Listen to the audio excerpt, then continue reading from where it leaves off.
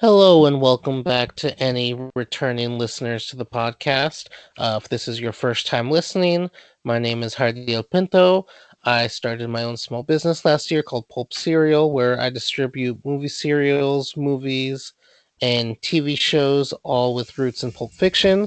This is my podcast, One on One, where I force somebody that I admire on social media to be my friend for a half an hour. Today, I have someone who writes for just about every film website ever created. Today, I have the fantastic Mrs. Fox, Audrey Fox. Hello. I like the pun. I think it was a good pun. Thank you. I had another one, but I felt like this one was slightly more appropriate. I've I, heard them almost, I all. almost called you, yeah, I almost called you Foxy Audrey Fox, but I'm like, no, no, no, she's a married lady. I can't say that. Well, my sixth grade English teacher didn't have a problem with calling me that, so Oh um, no, I've heard them that, all. that's not okay. Not appropriate? Yeah, I agree. For an 11-year-old child who's going through like just the worst adolescence in terms of like just wanting to just disappear into the floor every day. So, Yeah. Okay. Yeah. So obviously we're having an interview because the world is very upset that you sold the 20th Century Fox Corporation to Disney. So I guess we'll be talking about that. look, I got to do what I got to do. It's it was out of my hands, and I think that's all that I can say. That my lawyers will let me say. Exactly. But at least you still own the Fox News Network, so you got something. Ooh, yikes! Uh, Consolation but prize, I guess. yeah, and Fox Business. There you go. You got two channels. You're good. Yeah, I Um, do own Bob's Burgers, and that's good, so I'm fine. you know. In all seriousness, how do you feel about the movie Bombshell coming out? Um, I have a lot of feelings about it, I guess. I have a hard time, I guess, reconciling my own personal feelings about the Fox Corporation and the people who choose to work at Fox News, on one hand, and then also my feelings of obviously wanting to support women and being proud of women who like put their careers on the line to stand up against people who are in powerful positions and have gotten away with horrible things for so long because they feel like they're invincible. So I am like really excited to see that part of it, but I'm also just like, I don't want to watch Megyn Kelly and feel bad for her. Like, I think she sold her soul to the devil for some money to work for Fox. So it's rough. I'm conflicted. Yeah, I think I feel similar. 'Cause I try not to get too political on the show, but obviously I dug myself in a hole right off the bat here. Um, it's your fault for your last name. But yeah, like feel horrible that these women obviously were victimized by this guy for so long, but at the same time, even after watching that trailer, I know that none of these people are necessarily good people, so I feel like there would be no one for me to root for. So I don't know. I honestly, it might be a pass for me because I don't, I don't work for any sort of publications. I don't have to write a review about it. So luckily, I have the ability to do that. That's very freeing. I like that, where it's like you don't necessarily feel compelled to have a hot take the day the movie comes out because otherwise, like, I don't know. I feel like a lot of people feel that need where if they're writing for a certain publication or if they just want to have a certain type of reputation on film Twitter, that they absolutely need to have their hot take ready to go the second the movie comes out. And that's not always great. Exactly, because I rarely will go to a movie opening weekend. um just because I'm busy with stuff and like I don't feel the need to have seen it first, and most of the time even if you go opening weekend you're not, because so many people saw it at festivals before you. um I don't. I mean, I don't know. I just don't think my opinion's that important. Like, I have fun with writing stuff on Twitter. Like yesterday when I went to go see Midway because I was bored and it was a matinee screening. Like, it's fun and I had a good time and people seem to like my tweets about it. But like, it's casual, I guess, for me because I can pick and choose what movies I get to go see. Yeah. No, I feel like I always really struggle with the coming up with a cogent reaction, I guess, right away. Like I think right after I was at Toronto Film Festival and I saw it must have been like Knives Out or Jojo Rabbit or something like that, where it was the premiere, and they had publicists in the like lobby waiting for everybody to get out, being like, "Are you press? What's your opinion on the movie? Can we get a soundbite?" And I'm like, "Oh no, like I can't formulate something right now. All I can say is like, oh, it's good. I liked it," and that's like. Sure, that's true, but you don't want to come to me for a soundbite right after a movie. Exactly, because some movies you really just have to sit with and think about for a while. Obviously, if anybody's listened to us talk before on my other little show, we talked about The Souvenir, and definitely, I think it took us both at least a week to formulate opinions about that film. Yeah, definitely. That one especially, I think you needed to sit with for a while.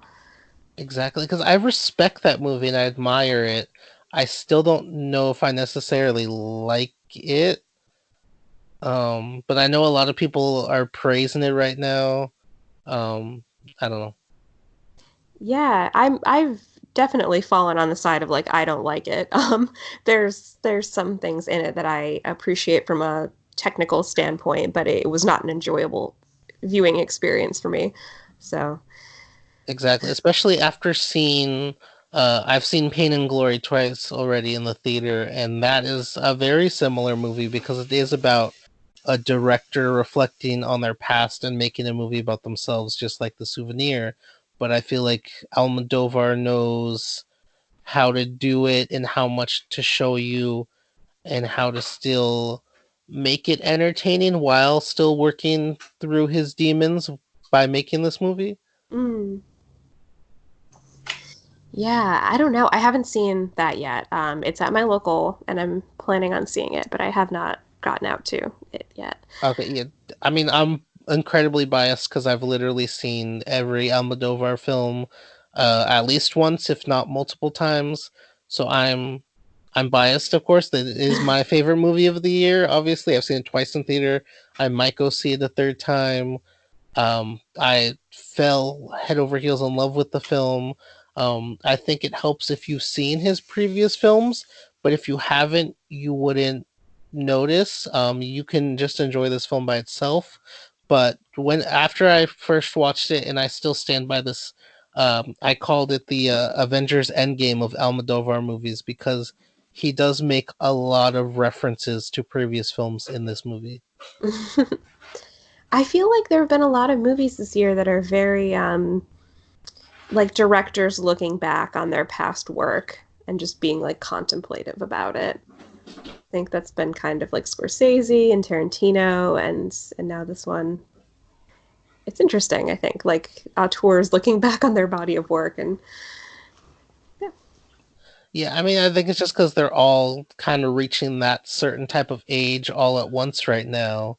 They're getting to that AARP age where they're like, oh, I'm not going to live forever and I'm not going to be able to make movies forever.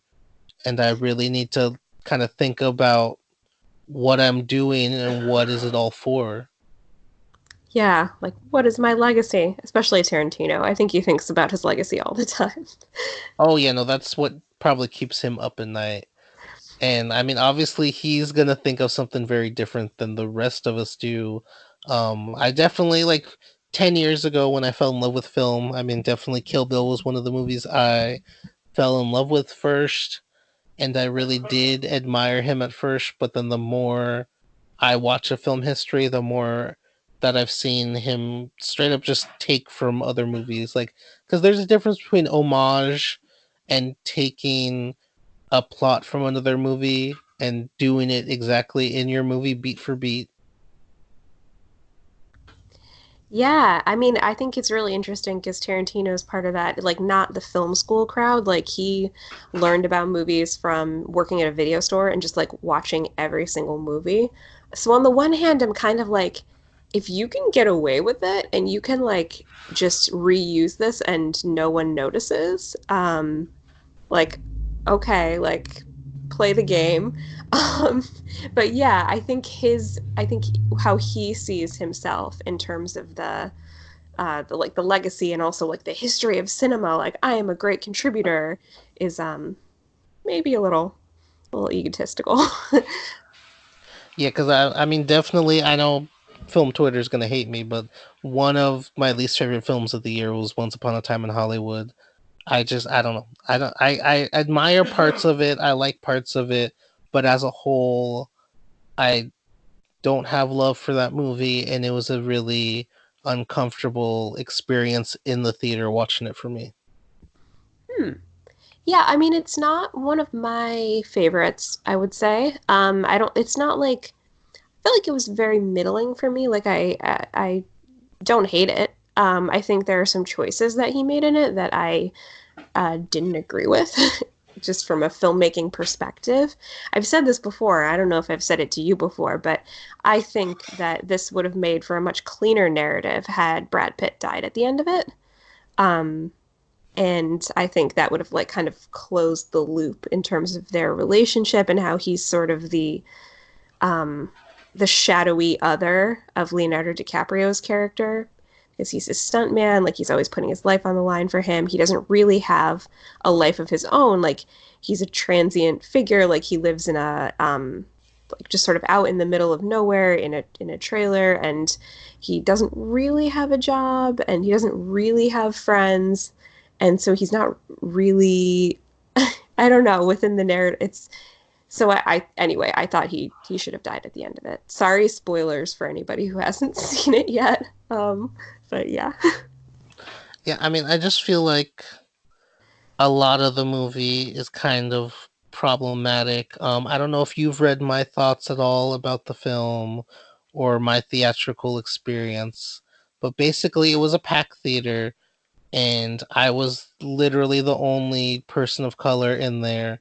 Everyone else was white, and there are certain jokes that people might not have noticed, but I obviously did. There were a couple, racial slurs against Latinx people, which I mean, Tarantino has a history that I've pointed that out.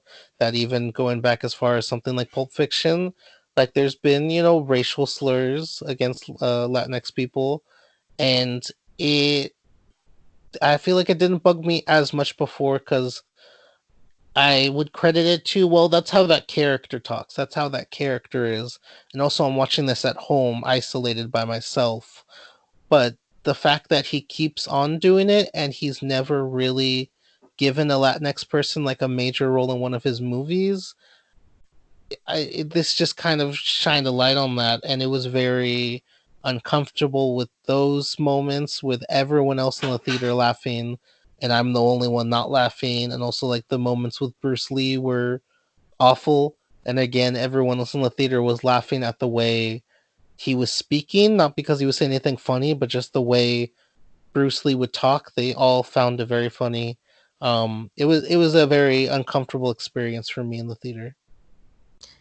That sucks. That's I feel like the thing about Tarantino is like he has this sort of thing about him where I think he thinks, "Oh, like I grew up in a diverse community. I can say these things because obviously I don't have a problem with people of color." And it's like, no, you still can't say these things and do these things. Like I know you're trying to prove how down you are and like how much you don't it's like a tongue in cheek or like some kind of thing. He's trying so hard, but it's like you need to know by now that this is inappropriate. Like I feel like teenagers go through that phase where they're like learning the rules about what is okay and not okay to say, and they push boundaries because they're trying to show how much that they are not racist.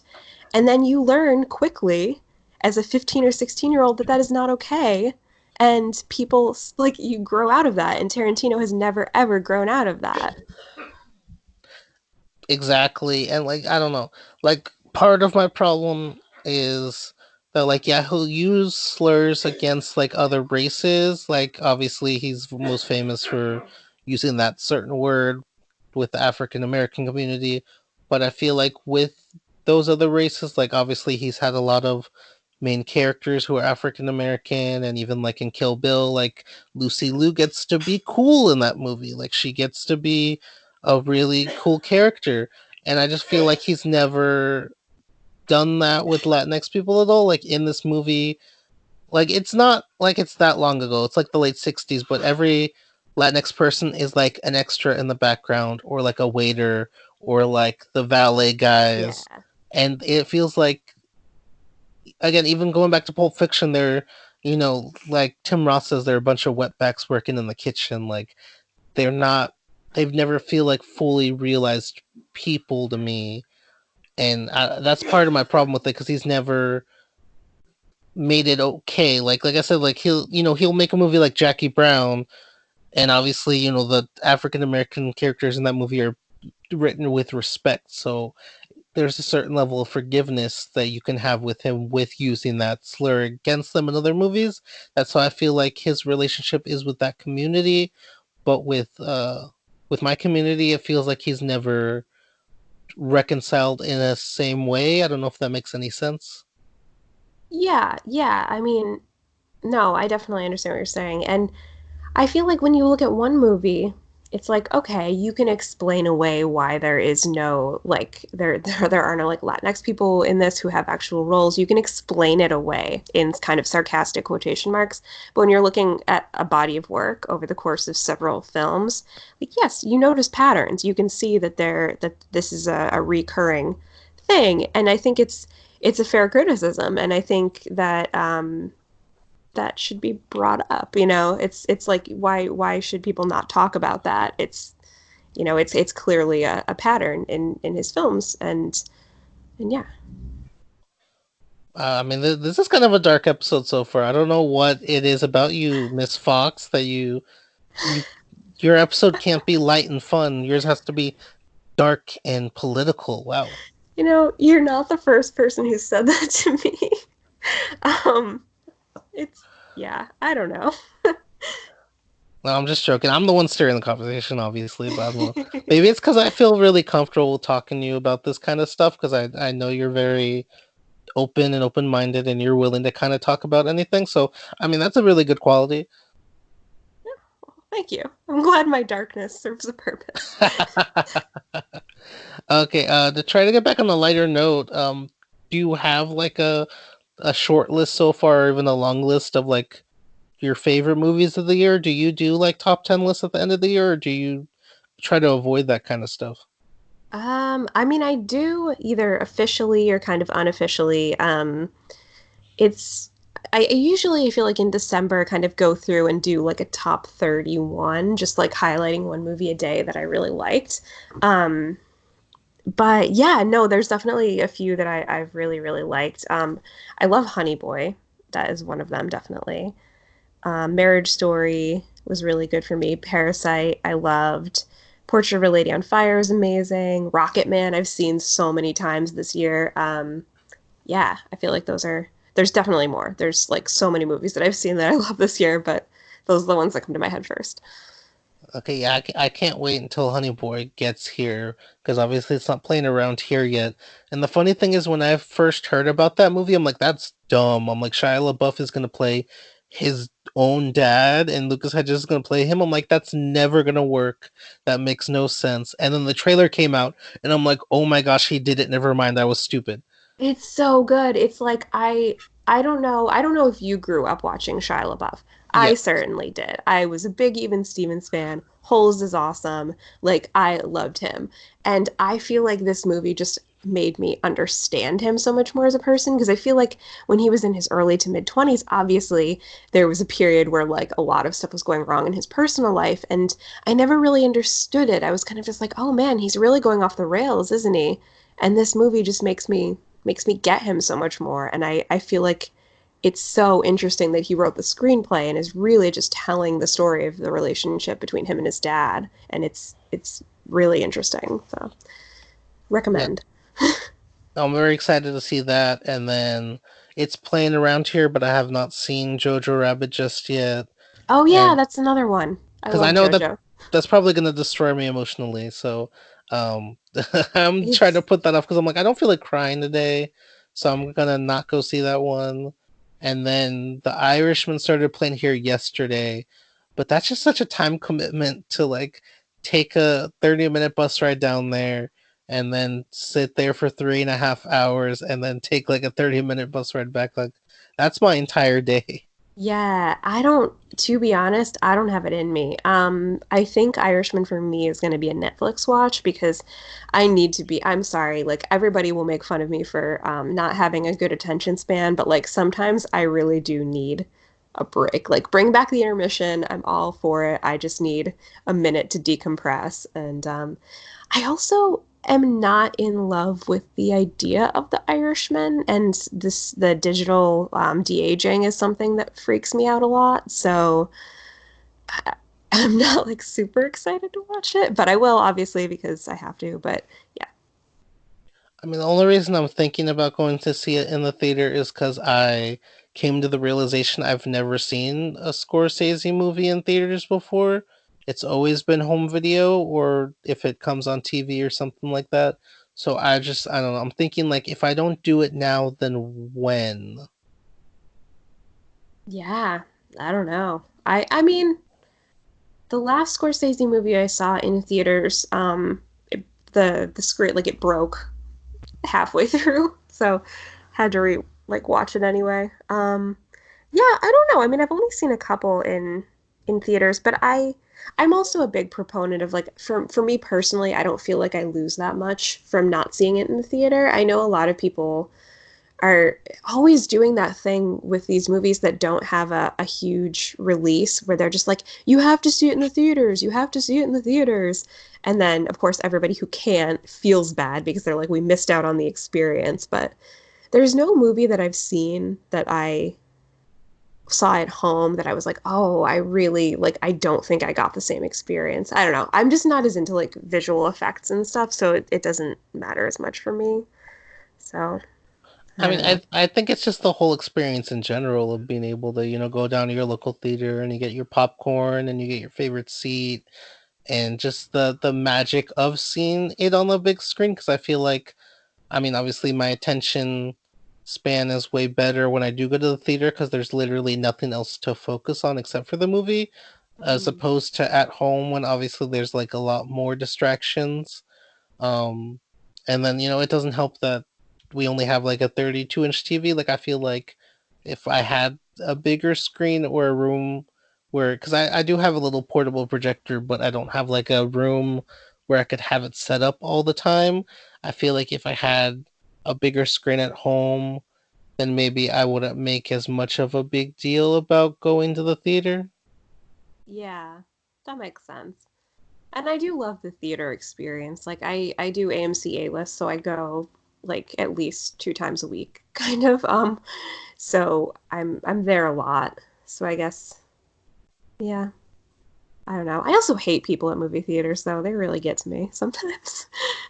Oh no, I fully understand you. I mean, I've told you about my experience with Judy earlier this year when Yes. literally everyone in my theater was talking out loud and then the people behind me left halfway through cuz they said it wasn't going to end happy and so they did not want to watch the rest of the movie.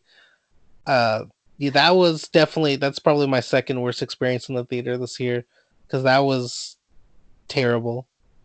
I had when I saw Scary Stories to Tell in the Dark, there were like just kids vaping in the theater. I was like, I don't think you're allowed to do this. But I also was kind of being like magnanimous and wise. I was just like, you know what? This movie is for you. It's not for me. I came to the movie theater at 3:30 on a weekday afternoon. I should have known. So I'm not going to be too mad that your kids being kids. They stopped vaping. They did it for like 2 minutes and then stopped. So, um yeah, I try to be like understanding, but then somebody will like push my buttons really badly and I'll lose it. Yeah, that seems like the movie. Like if you told me there was one movie this year that kids were vaping at, I'd be like, yeah, it's probably scary stories to tell in the dark. Because Yeah, it's you like, oh, just a sorry. bunch of 15-year-olds, they're just there having a good time. Like, fine, go for it. I don't care. Because it's like a scary movie, but it's like a PG-13 scary movie. So I feel like you always get rowdy kids there. Yeah, no, definitely. Especially this is downtown Boston, and it was just, I'm sure there were a bunch of just like kids set loose on the town after school. So Yeah. No. So do you have a lot of theaters over there? Is it like mostly multiplexes? Do you have any art house theaters? yeah, so I live just outside of Boston, and I have three movie theaters that I usually go to. There's um There's two AMC's that are like, one of them is a 10-minute drive from me, and that has just, obviously it's a multiplex. And then there's one that's in Boston that I go to if I'm going like right after work or something because it's closer to my work. But then we also have a Landmark Cinema, which is very art house. Um, and that is like 15 minutes from me. And I go there a lot, like for, yeah, for smaller releases. We have a ton. Like, we have a Somerville Theater, which shows just like three movies a night, and the Brattle Theater, which does like older releases, and that's at Harvard. Yeah, there's a lot of movie theaters around here.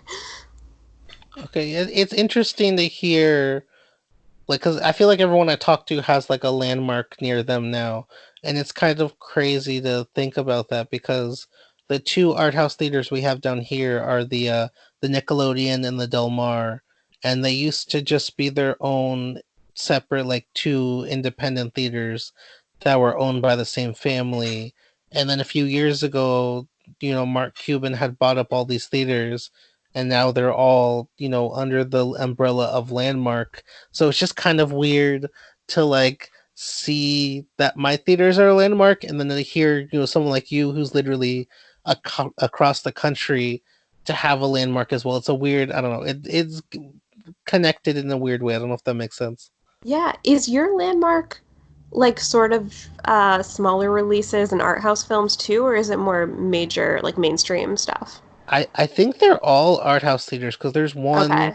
like over like north over near San Francisco. I almost went to go see Pain and Glory because it took a very long time to come over here, and that one is also like a two screen like independent because I think there's 50 of them across the country if I'm correct. I Hmm. think they're all art house theaters, but like I think what happened again, like it was with ours where they were solely independent theaters owned by a family, and I think they basically bought up 50 different art house theaters and then named them landmark theaters to have kind of like a little franchise of art houses. Yeah, it's weird because I we have two landmark ones. One of them is in another suburb, but it's in the same area, so like I could go to that one if I wanted to. But that one has I feel like more mainstream movies. It's not the same as an AMC, but it's sort of like the mainstream of the independent films, like the ones who are getting like huge attention, and would probably be playing in some mainstream theaters. But then the one that I usually go to is a lot of super random movies that'll play for a week and then disappear. So it's weird, even I think within Landmark, there's like a lot of variety. Yeah, I mean, I really love the fact that we have two of those here and the fact that they're still open. Because, yeah, we have a Regal here. We do not have AMC at all. You have to go over the hill in order. So that's like a 45-minute drive just to get to an AMC theater. And then we have Cinelux, which is like, Mm, I think yeah. it's a family owned theater. There's like five or six of those up here. I don't know if they are anywhere else, but like when I look on the website, there's only like five or six listed. So I think that's like a small family I chain. I think we have one of those, not in Boston, but in Connecticut, where my husband grew up, like near his family's house. There's one. Okay. So they must be, I don't know, different places. Yeah, I guess there's more of those than the guy because I had never seen them anywhere else. And then I don't know. I feel bad for people who only have multiplexes in their towns because no offense to the two chains, but AMC and Regal are never my first choice. Um, they're just so big. and there's just so much. Like there's always more trailers at Regal and AMC. The theaters are also ridiculously huge. It's always like hallways among, especially with AMC. There's always like hallways and hallways of different like screens. Like it's just Yeah. it's like a maze just to find your screening room. It's just kind of crazy. So I honestly feel kind of bad for people who live in more rural areas where their only theater option is AMC. Yeah, I mean, like, don't get me wrong, I love my AMC. It's very good for the type of movies that I go to AMC to see. Um, but it's a shame if you don't also have the art house option where you can see these little indie movies that you're not gonna see on Netflix or on cable in a year. Like they're there and then they're gone a little bit. So I think it's like variety is the spice of life, and I'm very happy with my AMC. I have no complaints, but it's not. It's definitely like not great if you want sort of the more intimate, old school cinema experience. Exactly, because I don't really like big cities at all. And obviously, if you go to AMC, you're usually in a big city. And so I don't know. I feel like maybe that's me also being overwhelmed because I get a little overwhelmed by a bigger area, and then you go into an AMC theater and it feels like the big city of movie theaters just because Mm. there's usually like 20 screens, and like the counter's huge and they have giant screens above the counter, and then you go, like I said, down hallways and then through other hallways just to get to a screen, and then when you get into the auditorium there's like 1,000 seats, and it's just, I don't know, maybe that's just me, it's just like it feels like too much for me. It's definitely a lot, and yeah, I can see the big city feel to it. Mine is sort of in a I guess like a shopping development thing. It's not a plaza, but it's just sort of like a big shopping center that's mostly outside. But yeah, so it's like a little separate, but yeah. And I was also thinking I went to my local indie theater yesterday to see the report, and um, the guy who works there had broke his thumb. And I was just like, oh no, your hand, because I like knew him because I'm there all the time and they have like 5 employees. So you know people. And it's just nice. It's a nice little environment. Exactly. And I really like, I don't know if they do this at the Landmark up there, but at the two Landmark theaters down here, they started having employees come in before the trailers start, and they like introduce what movie you're going to watch, and they tell you how long it's going to be. And then they like point to the fire exits, and then they're like, have a good show. And then they like No, leave. they don't do that at mine. That's really cute though. I think the only time anybody ever comes in is to be like, hey, anyone want candy? Um, but that's usually not at the landmark near me. That's AMC or something. That's okay. That's really weird because I assumed they did that. Like I said, because it's a chain now and they're not two independent theaters here. Like because they're landmarks, I assumed, oh, they must do this at every landmark theater where they make them introduce the movie. So now that's even weirder. Now that only my two landmarks do that, and they don't do that over there. Well, I wonder if because if they're franchised, where it's like somebody buys into the Landmark brand, but it's still owned by an individual or something, you know? Like you can buy a Subway and put up a Subway, but like you're part of the Subway brand, but it's your Subway. Um, because yeah, I don't know because I think there's variation between some of the cinemas that are near me based on who owns them. Like there are some that always show a ton of Chinese movies because the owners are Chinese, and so they'll bring over films that are in Mandarin whenever they can. And then there's one that shows a lot of Indian films because the owners are Indian. And they still show all of the normal movies that you would expect, but then, every week there's like one or two like specialty movies that are playing. So I guess they might have some freedom in what they do. I don't know. Yeah, I guess you could say that. So I think this is a good place to end. We're ending on a high note. We went from talking about dark, drab things to movie theaters, and that's a good way to end this conversation. Yeah, no, I think we were going dark for a little bit, but we turned it around, and I'm proud of us. Exactly. We did a good job. Again, thank you very much for taking time out of your day to be here. I know you're a very busy lady. Like I said, you write for like every publication known to man online. I mean, I look at your description on Twitter, and there's just like 5,000 different websites on there. But it's good you're getting work. I appreciate that. I mean, you're good. I like your stuff. Um, Thank you. yeah, keep on doing what you're doing. Like I said, I really enjoy following you on Twitter, and I enjoy whenever you take the time to record stuff with me. I don't know why you do, because I do not pay you to do it. You do it for free because you're weird, but I really appreciate it. Yeah, no, anytime. I love to talk movies. Yeah. Don't have a lot of people in my normal life who are huge movie fans, so whenever I, get to talk to people who love movies as much as I do, it's like I can't shut up about them. Exactly. That's how I feel. Because as much as I have problems with film Twitter, like it's still kind of crazy and like a breath of fresh air because for so long I would always like say stuff to my family and then there's like a beat and they just kind of look at me weird and they're like, I don't know what you're talking about. I don't know who that is. Yeah, yeah, no. I identify with that. Yeah, like sometimes like I'll mention an actor's name to my sister and she'll be like, I don't know who that is. I'm like, we just watched like three movies with them in it. And then like I have to Google a picture and then she's like, oh, okay. I know that person. The struggles, they're Yeah. real. Exactly. Okay, again, thank you very much for being here, and thank you to everybody for listening. And I guess this is where we say goodbye. So, goodbye, everybody. Bye.